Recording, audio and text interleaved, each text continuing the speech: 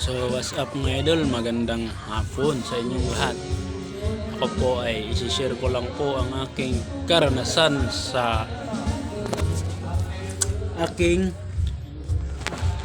karanasan ko sa aking pag-reels.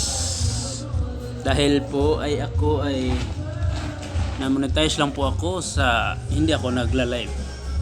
Kung maniwala kayo sa akin,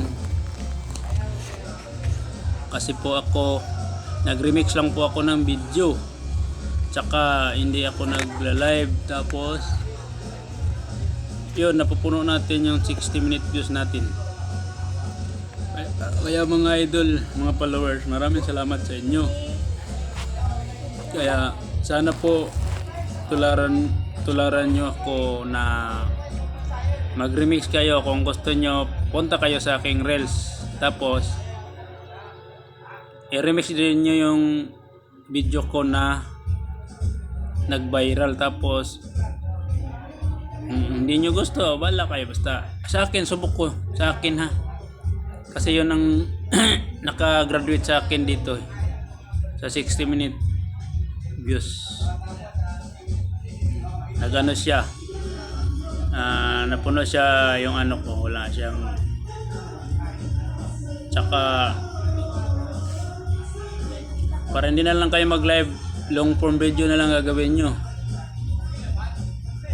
Yun sa akin, nagbi-video ako tapos reels, tapos napuno ko talaga siya sa remix. Yung ano, hotdog prank ba yun? Basta hotdog prank, tingnan nyo lang sa ano ko, sa reels, para makatulong ako sa inyo kung ano yung ginagawa ko. Gagawin nyo rin po sa inyo. Sana paniwalaan nyo ako mga idol, para rin to sa inyo, hindi ito para sa akin. At kung nagustuhan nyo video ko, share nyo na lang din para makatulong din tayo sa mga hindi pa nag-graduate. Pa-share ko na lang, share nyo na lang din, kasi hindi ko kayang isa-isahin ko kayo. Yung nagkagusto ng aking video, i-share nyo na lang rin para mapanood din sa ibang nag-uumpisa pa lang kung ano yung ginagawa ko sa pagpuno ng akin 60-minute views. Marami din ako, nagpapasalamat din ako sa lahat ng aking viewers na supporter, lahat ng aking mga taga-subaybay. Maraming salamat, at sa team ko, sa team Mithi at sa team Pipino, kahit papano hindi sila, nandyan pa rin sila sa live ko pag nagla-live ako.